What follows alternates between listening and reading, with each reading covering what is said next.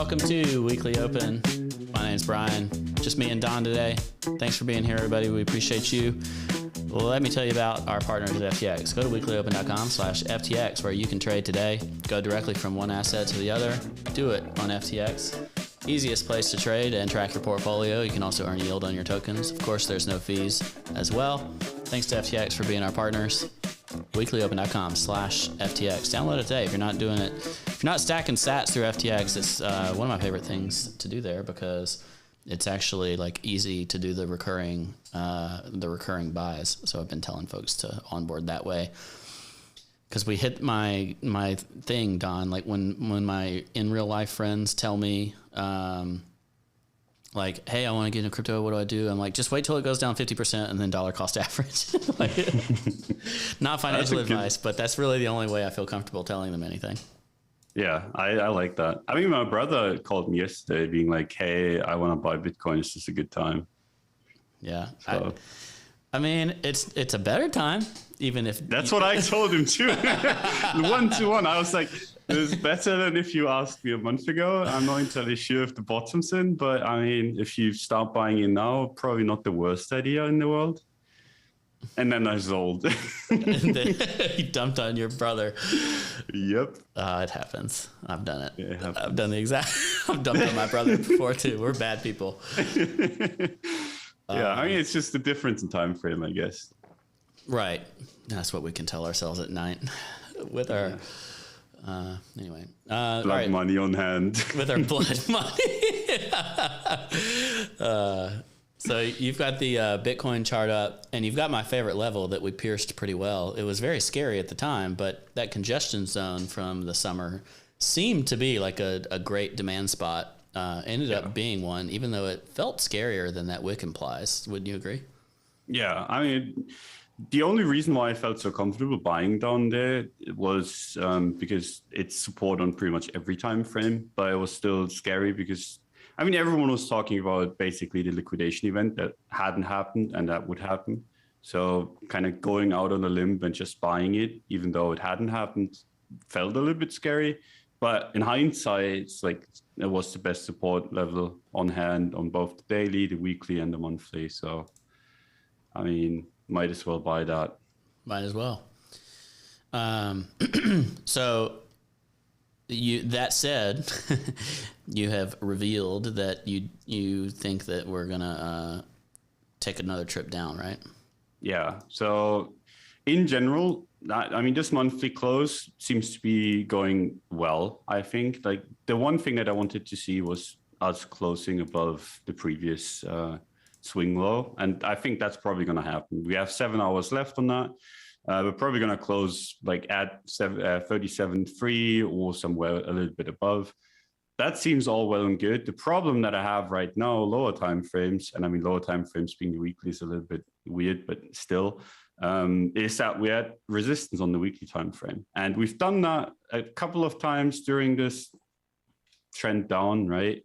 If you just look at history, you don't necessarily want to be a buyer at weekly resistance, right? It's been an awful place to do business at. And that doesn't have to mean that we're going straight down again. Doesn't mean that we have to dump. It's just, for me, like holding into something like this makes no sense. So I just sold into it. So far, we're trading a little bit below it, but today's been quite nice on the traditional markets front. But yeah, for me, basically, we closed with weekly resistance. So I think what we could do is close above monthly support. What's close that?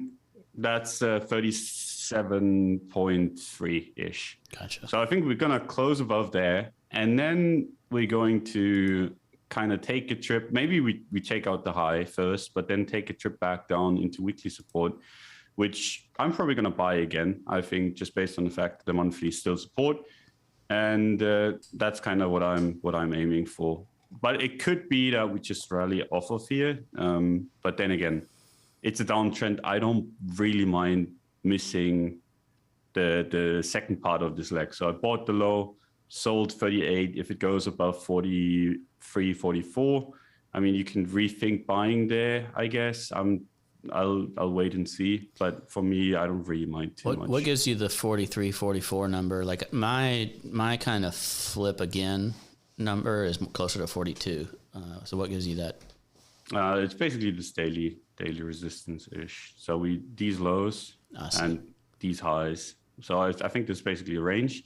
And I think we could go to the top of the range, go down, maybe retest the low of the range, which would be 40.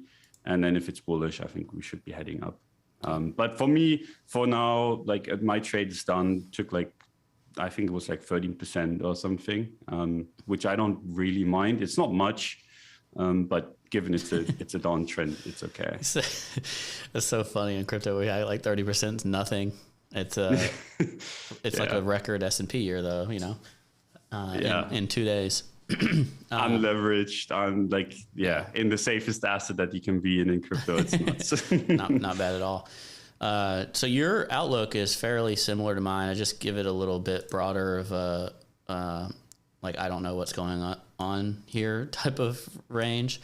So my big yellow box up here goes from like 39 to 41 ish. I like that. And I think this is kind of our not good scenario.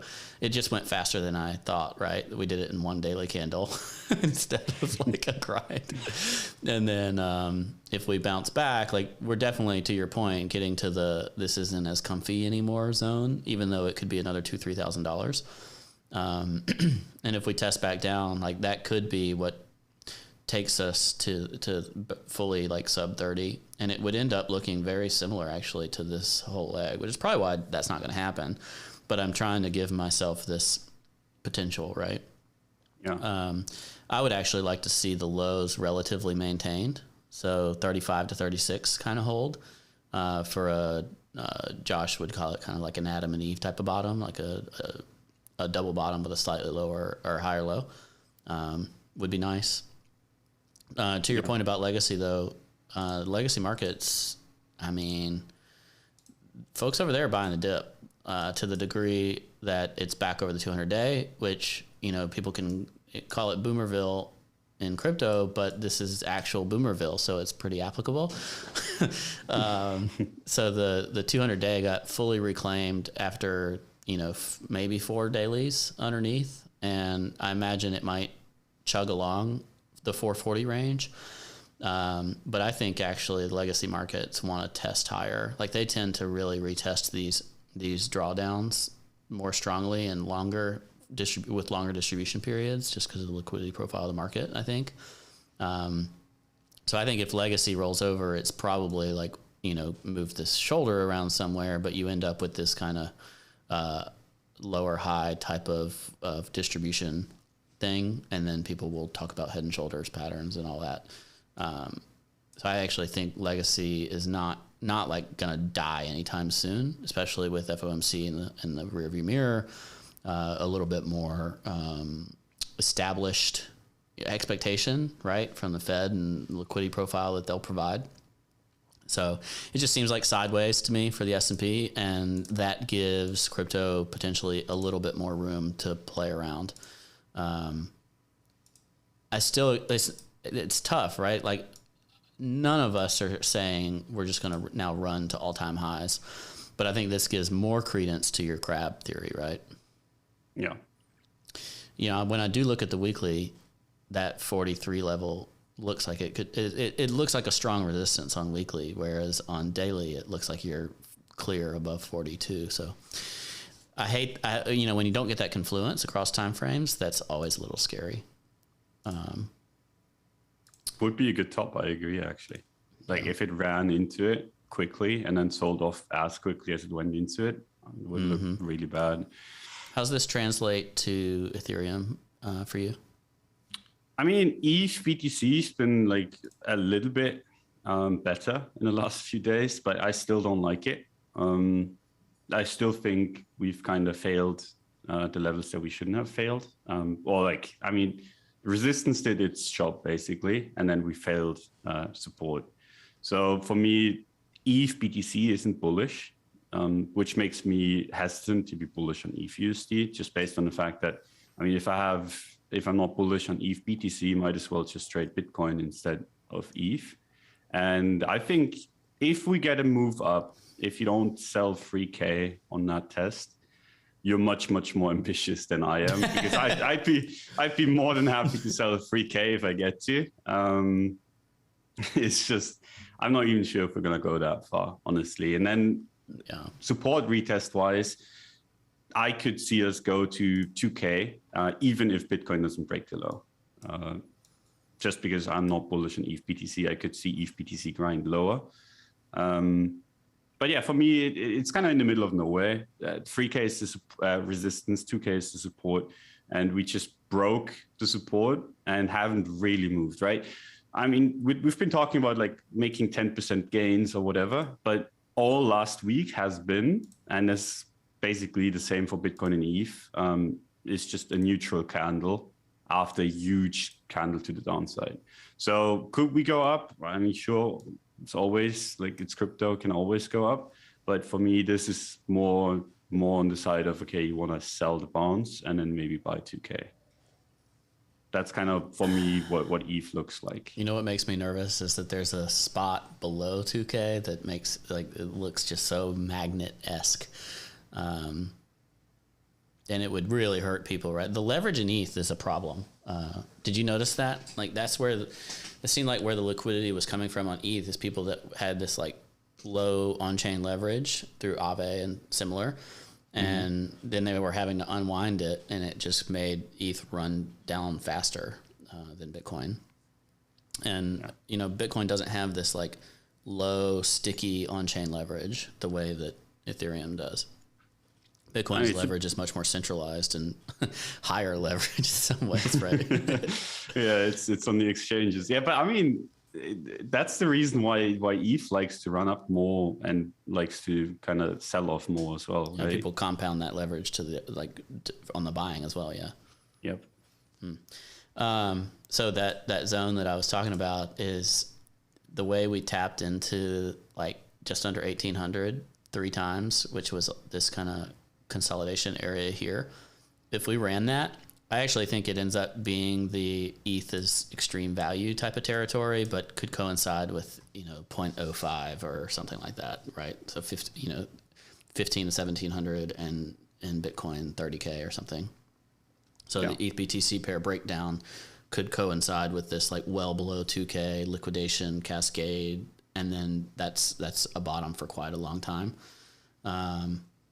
My desire, like my base brain waves say that we don't get there, but I just want to be prepared for it. You know, like I feel like the dip on ETH, technically it makes the most sense there. It already, the bottom, that was actually, I think, my pre-existing line, like for where, I don't think I sniped it quite there, but I did buy like 20, like under 2,200 for ETH. So I got close to the bottom, but that one looks like a very aggressive purchase, right? Like relative to the chart. And that worries me if we do have more downside. That coincides with Bitcoin breaking down, legacy breaking down, et cetera. So I don't think it's the most likely circumstance. But if we do have kind of a yikes week, then I actually am a little worried about the 2K level that you were talking about. Yeah, I mean, you want to be prepared for it. If it doesn't happen, it doesn't happen. But you want to not be the guy that gets liquidated into like 2 or like 1.6K support. Imagine that. Like if you're getting liquidated into here, that feels bad, man, because I could see us V off of that or like a little bit below quite easily. But yeah, I don't know. For me, when I see ETH BTC, and I mean, I gave it the benefit of the doubt, right? I talked about this when we broke out. I was like, okay, this is nice, this breakout. We are running into resistance, so gotta be a little bit careful, but still holding. And I mean, I held my ETH and then put it into NFTs. So I'm still like the guy sitting in ETH. So I'm kind of like trash talking my own bags because my NFTs are all valued in ETH good thing is that they've been going up. Like the ETH value has been going up, but the USD value has not. Of the NFTs itself, I think How do you feel about those higher lows on ETH BTC? You just don't think they'll hold? Nah, I don't think they.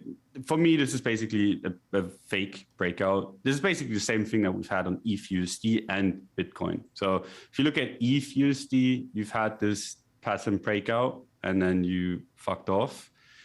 You look on Bitcoin and you had the same thing and you went even lower than ETH is. And now you look at ETH BTC and you have the exact same thing again, right? Where it's like it broke out and it's in the middle basically. So Bitcoin did another leg down and is now chilling at this support, and ETH isn't quite there yet. That doesn't have to mean we go there. Oftentimes it's actually nice when you have some relative strength, but I'm not willing to kind of fade this. If it actually went to that level, it would look so bearish. Yep. Like just if you're just resting on 0.055, it would actually scare me that there's more downside. Yeah, but imagine if it bounces strongly there. I could see a range in here for quite some time. One thing on ETH is it looks on like the daily USD like it could climb a wall of worry just because it looks more capitulatory. Like look at the strength of the weekly candle that closed way down, and then the next weekly candle that went really low but actually managed to wick itself.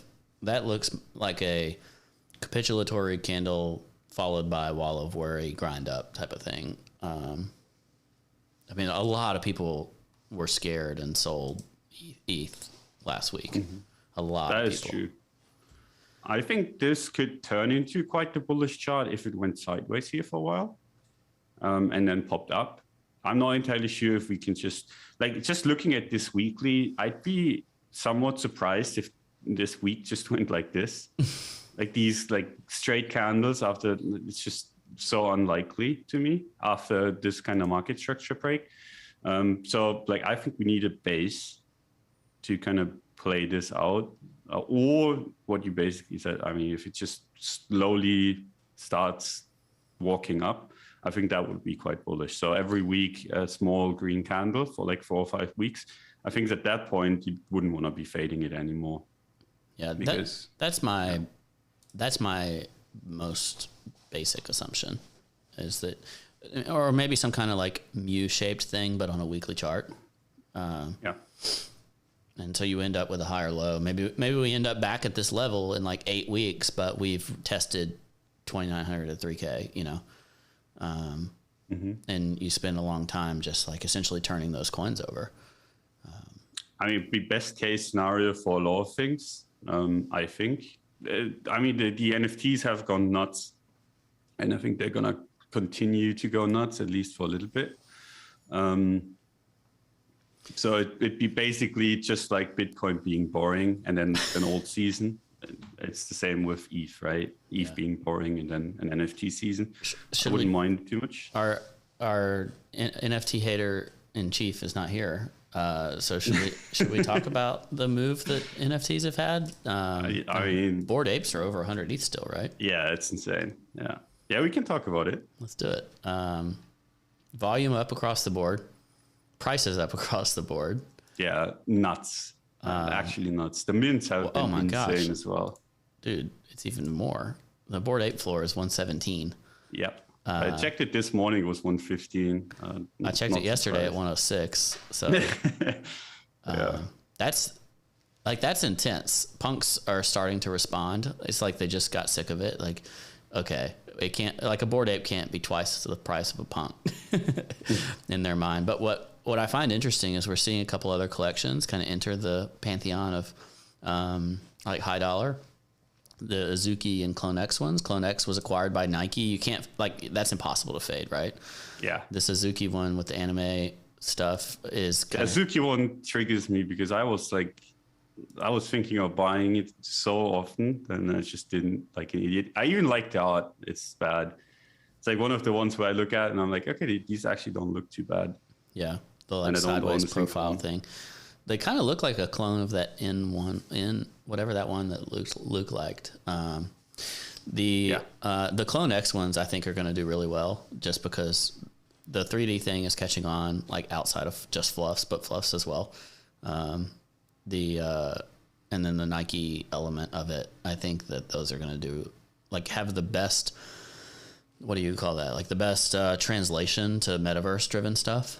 I've heard some people talking about how they think mutant apes are going to actually, Jen Spartan was talking about mutant apes are going to flip punks as well, which would be like, that would be hilarious. I mean, they're already up so much. Yeah. That was actually like a genius play, because I remember them being at like 3 ETH. Yeah, I sold, as they recovered off of that, I essentially sold mine for a profit, but like a small profit, right? I think I sold it for like somewhere between 8 and 10. It was like the pump was just kicking off, so I totally small brained that thing. The problem is, to your point, you like the Azukis, so those are the ones you should have held. Like if you hate something, you shouldn't hold it in the first place. Agree. And I just hated the mutants, so it made me not be able to have like strong hands on them. Like I feel like I like the Azukis and the Clone X's enough to where if I was early on those, I could have held them. But honestly, I got enough fluff exposure to where I don't really feel like I have to hold a bunch of other stuff. Yeah. But yeah, we're seeing like lots of stuff get significant volume. I hate that I'm looking at this on OpenSea and not Flip. I cannot wait until I can show y'all Flip, just as a self-promotion. Self-promotion. The other element of things is we're starting to see art blocks kind of get off the floor a little bit. I'm fascinated by that. Not in like a significant way, but there's definitely more volume hitting them.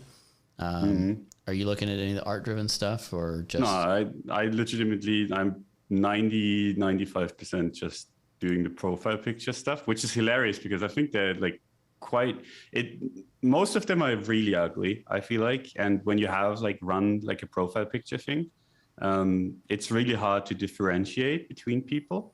So it's like, it's not necessarily my favorite use case or whatever, but I think the community stuff is just so nice.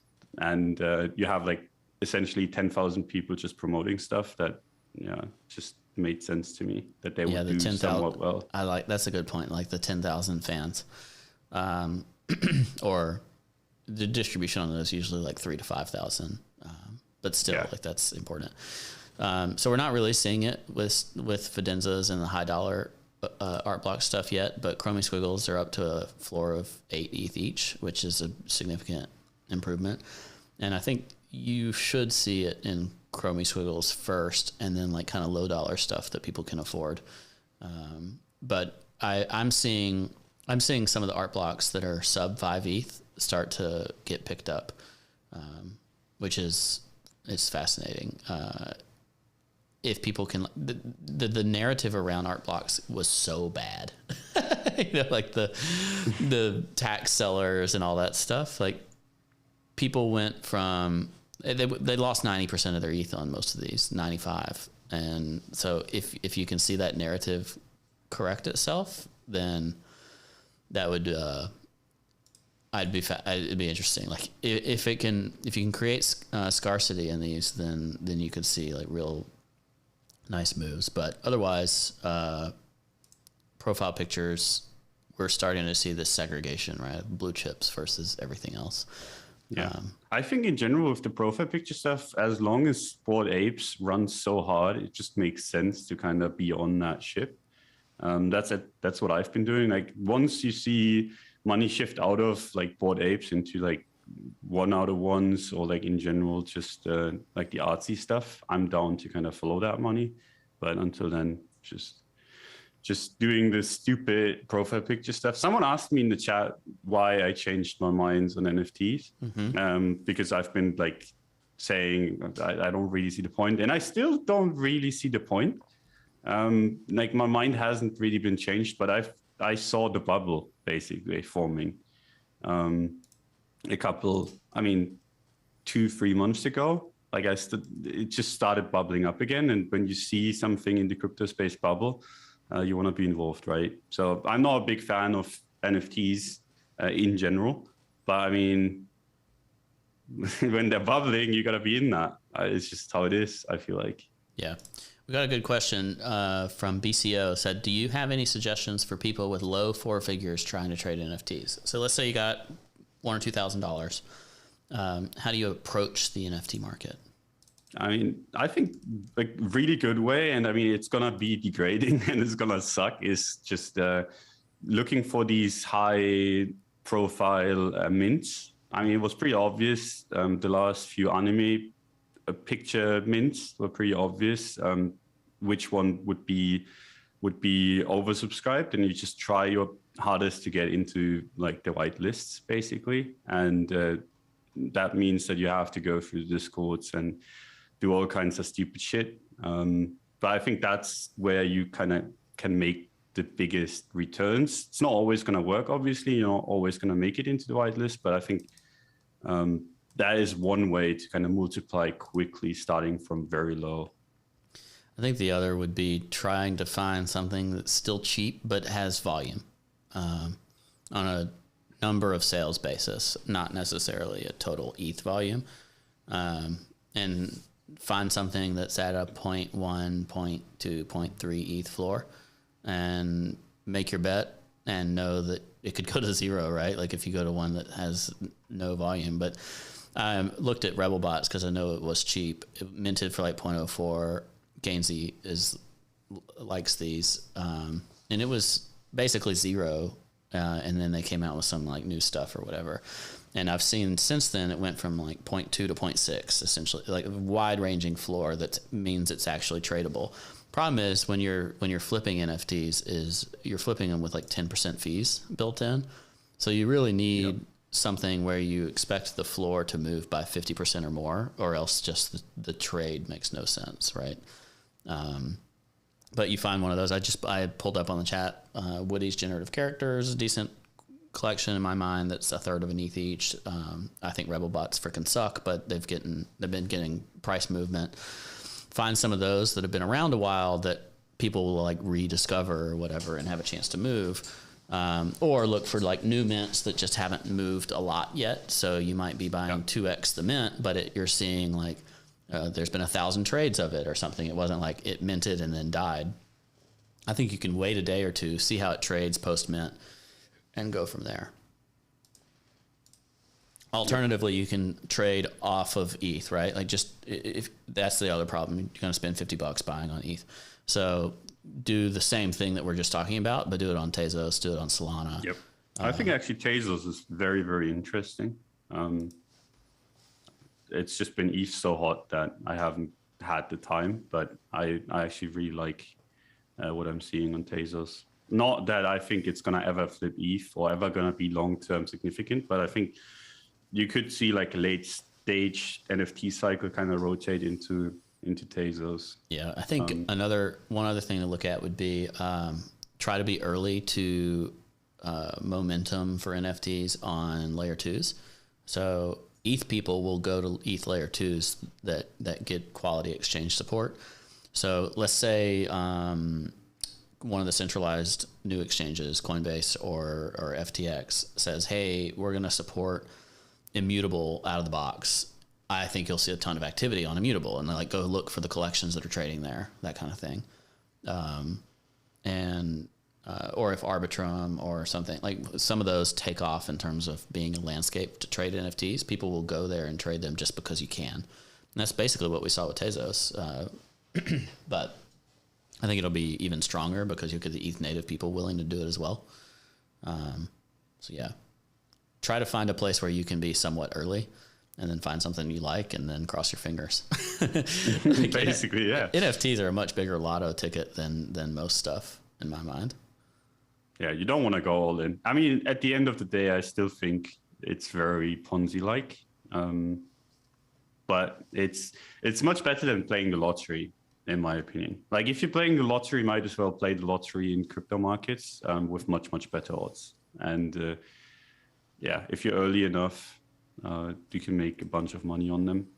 And I don't know. For me, that's kind of how I see it. You kind of have to be a little bit lucky, but there's a lot of skill involved as well. You kind of have to figure out, okay, what kind of team, what kind of Discord can promote a project well enough to to kind of make it go ballistic. And right now everything's mooning, so it's not really like if you pick wrong, or if you picked wrong, you just made like a times 1.5 instead of a 10x, which is pretty good. A pretty good situation to trade in, I think. Yeah, and one other element is find something where people are shipping. Like people make fun of me about fluffs, but actually if you hold a fluff, you've gotten tons of derivatives. A fluff floor is 5 ETH. You could have gotten them well under 1 ETH. But also they released thingies, which have like a 1 or 2 ETH floor, the spider things. And then they released party bears, which was for fluff holders. Fluff holders got drops for altered state machine. Like all of these have 1 or more higher ETH floors. They just released their burrows, so this is like their metaverse land, and the Snoop Dogg ones are selling above 20 ETH each, and those were like a free or basically 0.2 ETH mint for fluff holders. And at the same time, the fluff floor is maintaining, like the fluff floor is still 5 ETH. So an ecosystem that just keeps doing stuff. Again, like to Don's point, maybe it's a little Ponzi-ish in the sense of constantly having to ship utility and whatnot, but that's what's made Bored Apes really successful. Is there's like all of the derivatives of the Bored Ape ecosystem. We're seeing that work. So find you a ecosystem that does that. And I'm not telling you to buy freaking fluffs, Kevin, Mr. Hating on me for shilling fluffs. I'm not shilling fluffs. I'm telling you how well fluffs have done. I'm not telling you like this is the perfect entry right now. Don't do anything in fluffs. Find you the next fluff, like the next thing that people hate on, but you laugh at because you just make bank on it, you know? Yeah, I mean, no one can really hate on you on that one because you've held those with iron hands while I've been telling you they look ugly as fuck. But it doesn't matter. Like, it's just find something that has a cult, like community around it. And I think Toads is a decent one, right? I have 1 Toad. Okay. So this is not like self-shilling. Has a 3 ETH floor, but there's a cult community around these, and there's been a couple of derivatives around it. Maybe there's more stuff that they can, like, what if they created like a Frogger game for it? I don't know. Like, what if, and they're all doing the same stuff, right? Like they create additional stuff for the same ecosystem. So I don't know, maybe like they'll have a fly mint and they'll be like little pet flies for the toads. Like, it's very Ponzi-ish. It's not long-term value, but play the game, have fun, enjoy it. Yep. Somebody mentioned Wassies. Don can't speak to these because he's on the board, so he's committed. I'll actually speak to these. I think Wassies are hilarious and very crypto culture, which is positive and negative. Positive because you can create some super fans inside crypto. Negative because these don't necessarily connect with people outside of crypto. I already said about Woodies, I do hold a lot of these, but I think this team is very forward thinking, the Woodies generative characters. I think they're going to create all kinds of good stuff. They'll have the derivatives. OpenSea search is broken. But you gotta do it when they like start to present volume. Like if you just go in hoping it'll go up, it's not really a strategy. Yeah, OpenSea's broken now. That's why I should sign up at surprised. I mean, that's OpenSea. Yeah. So anyway, that's my 2 cents on NFTs. I totally agree. I think that there's probably room in this market for everything to just flow downhill. Not to say like I think Bored Apes will go to 200 ETH floor. Maybe they will, but that's a lot of money, man. As more people capitulate and get into Bored Apes, or like rich people come in, insiders are cashing out 100 ETH at a time in profit. Yeah. You think they're not going to roll that into something else? Yeah. I mean, that's the thing. Like most people will at least like roll half of it into something else. And the thing is with apes, you're kind of reaching a point where only like a select few can actually buy it. 100 ETH isn't necessarily something that the normal person can afford. So it's like the only people that you can really dump on are celebs that we've seen kind of come in, right? Celebs and like people in sports. And I mean, there's a bunch of people there. And I think you can, on the high end of this stuff, just because it's quite illiquid, because NFTs are just in general illiquid, you can go quite high, but I don't think there's many people to dump on anymore, unless you just completely revolutionize how the world works and suddenly NFTs are the status symbol. I think at some point you're gonna have to take your exit on the Bored Apes, but I mean, it's been trending strong, so it's hard to call the top on that, and I wouldn't want to do it. It's just I think at some point you're going to run out of buyers that can actually afford it, and we're getting closer and closer to that. Dude, surely soon, right? Yeah, but I mean, then again, like the same thing has been said by other people at 50 ETH as well. So who knows? Who knows? Yeah, I'm trying to find the Lazy Lion that I got. Oh God, I hate those so much. Yeah, I somebody trolled me about it. I shilled them, if you will, just because they were the people, like the community was nice to me, and I was like, oh, this is one of these cult like communities. I'm gonna go buy one. Bought one, and somebody gave me crap, so I was like, fine, I'll donate proceeds to Coin Center, and I sold it for like 1 ETH, just whatever. But the floor on those is 2 something now, and what's interesting to me is this is a community almost as old as Bored Apes with a floor of 2.3 right now.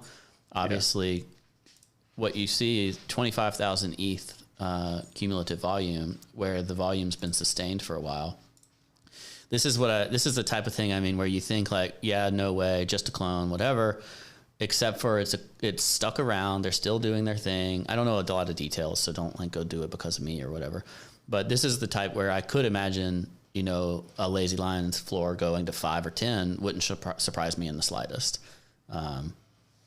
Just as a side note, it's not shilling it. Someone just brought it up in the chat, and I thought I'd mention it. And when I first talked about these, I think the floor was like 0.1, 0.2, you know? Yeah. I don't hate it because of what they are. I just hate it because of the community, and that's a good thing, right? If the community is so fucking annoying that you hate it, even if you, yeah, that's a bullish thing, right? It's just something that I don't want to get involved in because I find them so obnoxious that I'm just like, okay, nah, just do your thing. Just gonna buy something else and be sad when it goes up, even though I own 0 Lazy Lions, Jason Bourne. 0. Y'all quit telling me I'm shilling. You just have to. I have to look at something. Yeah, right. It's like we avoid all the stuff that we have and then talk about other things. God, you want me to show my bags? I can show my bags, you know, if you really want me to, but I'm not gonna do it. I'm not gonna do it because we're just talking about the concept. I mean, I've not talked about any of the stuff that I hold, just because. I mean, for me, NFTs, I have sales on sales on every single one of them. Besides, like maybe like 2 or 3 that I'm sentimental about, but for me, it's just a trade, right? And they're so illiquid and so low market cap that I would feel bad shilling them. But I mean, as a concept, that's the fine line, right? Because you want to talk about NFTs because they've been so hot. And I mean, I've been involved in them. It's basically been the most time I've spent in trading in a while. Like Bitcoin doesn't even come close. Mm-hmm. So, but yes, I don't want to shill like low market cap NFTs or anything. It's just not my style. Yeah. You are making me even more bullish on Flip because you make me realize like how much time people will spend discovering NFT stuff. All right, it took me to number 81 by OpenSea's rankings to get to an Art Blocks thing. Yeah, I mean the PFP stuff's just so dominating. It's insane. It is. It's so much more. What do you even call that? Like. Cult-like, to your point. Yeah. These freaking bombed. Somebody told me to buy these. I'm down bad on them. It's the C1 collection. And then they were like, right after I bought some, they were like, yeah, it's like a 10% fee every time it transferred. Like the royalty was just really, really high.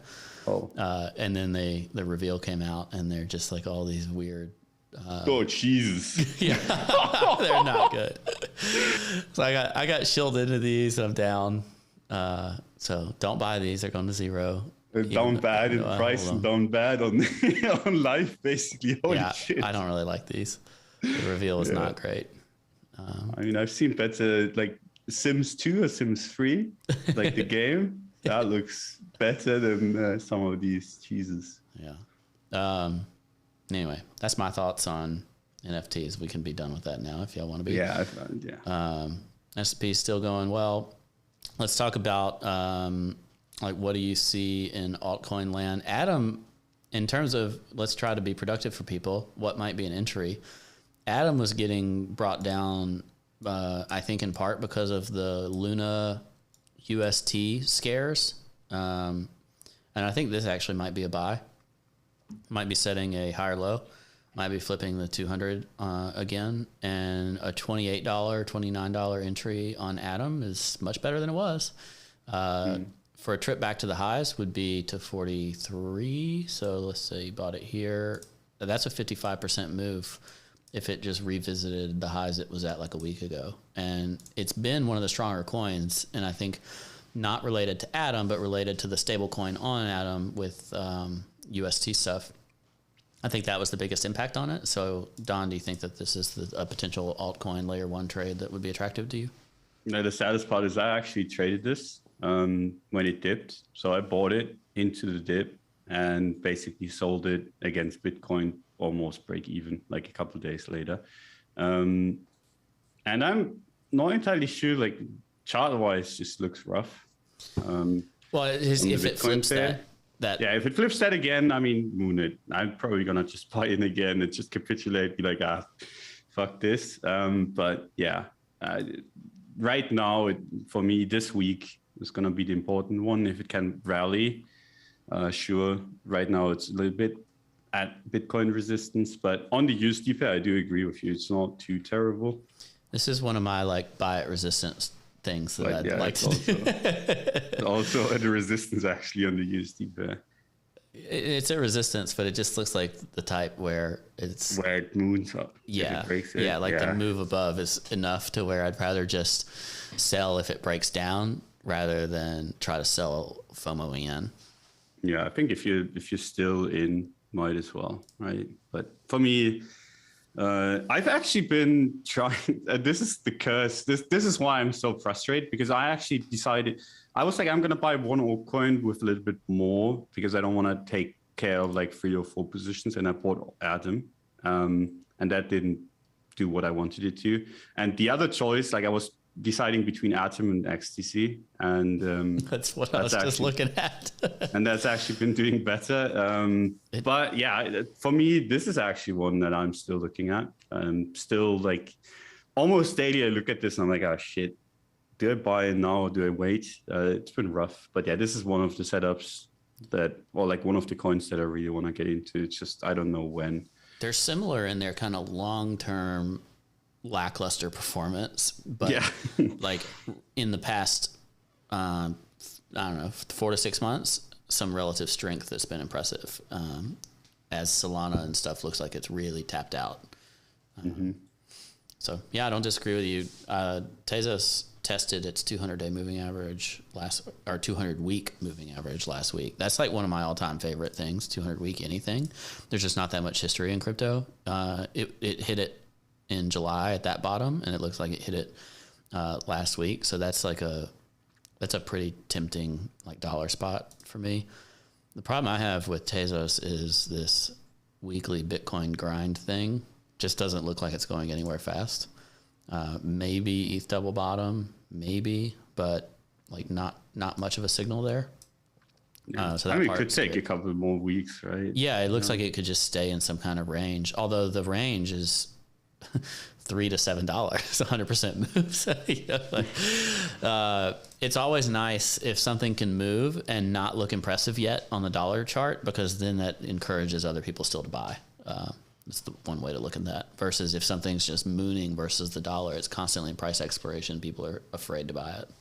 Yeah, I mean, for me, basically, I think if this breaks out of this, the sky's the limit, right? It's just, does it do it?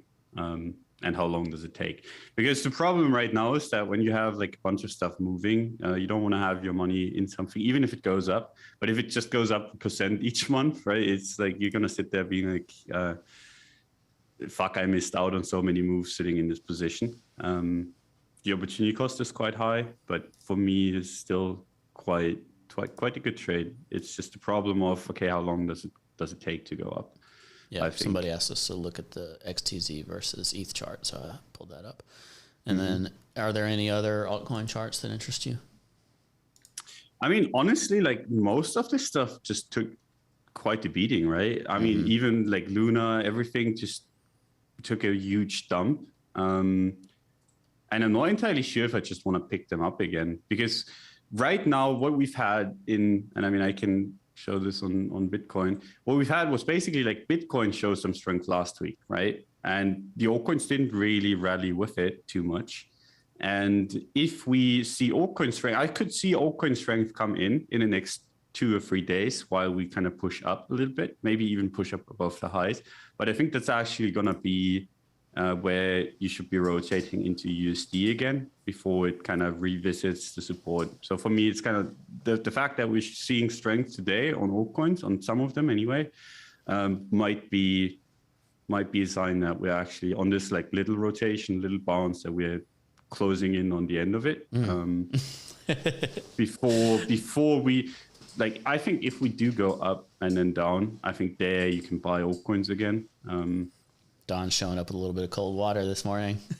Yeah, but I don't want to rain on the parade, and I think there's some trades to be made. It's just for me, not too excited just yet. But like I said, I'm struggling not to buy XTC, and I'm trading the NFTs, which takes most of my time that I want to be spending anyway. So yeah, Mecca in the chat saying Solana AVAX, the popular trade that soured very quickly, is recovering well today. So just to your point, maybe that means we calm down soon.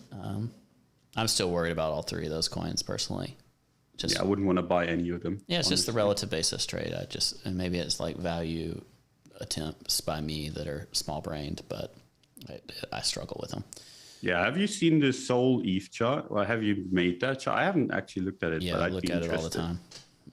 Because I think there should be, I don't think Sol's going to outperform ETH. No, if it gets, there is a little bit more move that it could get, or it gets to my levels that matter, another 6 to 10%, but it's going to hit major resistance. It had a breakdown and now it just looks like it's trying to retest. 0.04, I feel like would be sell all your Solana to the Ethereum and make it prove itself to do better.